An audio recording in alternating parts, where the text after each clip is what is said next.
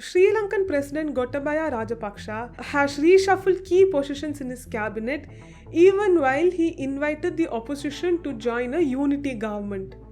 The country's whole cabinet, except for the president himself and his elder brother, Prime Minister Mahendra Rajapaksa, resigned on Sunday. Sri Lankans are protesting the worsening economic crisis in their country, and even a social media blackout failed to halt the anti-government demonstrations. The hashtag Gotabaya Go Home was trending last month, only to be overtaken by hashtag Rajapaksas Go Home. Last week, hundreds of people tried to enter the president's home, shouting slogans asking him to quit. On Friday night, the government imposed a state of emergency in Sri Lanka. On Saturday, the government imposed an all-island curfew, restricting movement until Monday morning. What is happening in Sri Lanka? The Easter Sunday bombings of 2019 and the COVID-19 pandemic are the immediate causes for this crisis. Mismanagement by the government, years of accumulated borrowings, a sudden move to go organic, and tax cuts are some of the major factors. Now, the nation is struggling to service its $51 billion foreign debt due to a critical lack of foreign currency. It is even unable to pay for the essentials. There is a massive shortage of food supplies and fuel, and electricity utilities have imposed a 13-hour blackout to conserve fuel. India has extended help.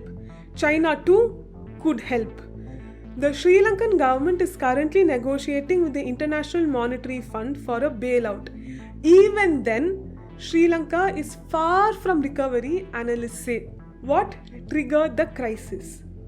The COVID-19 pandemic hit Sri Lanka's key foreign revenue earning sectors hard. Earnings from tourism, exports and worker remittances has fallen over the last 2 years. But the nation could not stop importing essentials and its dollar account began to dwindle. Colombo's huge foreign loan obligations and the drop in domestic production compounded the economic strain.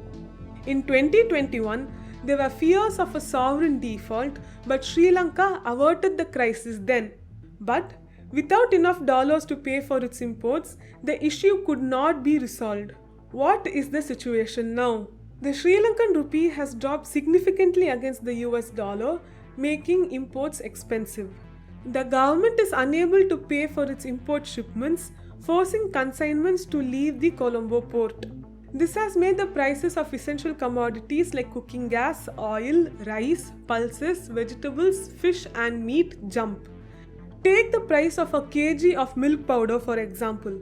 In March, it cost nearly 2,000 Sri Lankan rupees. A kilo of rice cost as much as 500 Sri Lankan rupees and a kilo of sugar cost 290. Those who could not afford to pay simply had to forego these items. Those who could had to wait for long hours outside fuel stations and shops to buy them. But the problem is even the supplies are low. Hospitals had to put off surgeries because they did not have enough medical equipment. Newspapers had to suspend editions because of ink and newsprint shortages, and exams were postponed as there was no paper or ink to print the questions. The pandemic added at least 5 lakh new poor people in Sri Lanka, the World Bank said in a recent report, and it warned that inequality and poverty will grow. For the average citizen who is already suffering from COVID-related salary cuts and job losses, the soaring living costs has brought in more agony.